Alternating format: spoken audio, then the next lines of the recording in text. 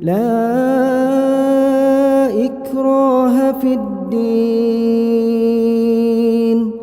قد تبين الرشد من الغي فمن يكفر بالطاغوت ويؤمن بالله فقد استمسك بالعروة الوثقى لا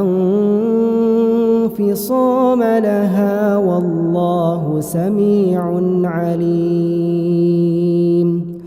الله ولي الذين آمنوا يخرجهم من الظلمات إلى النور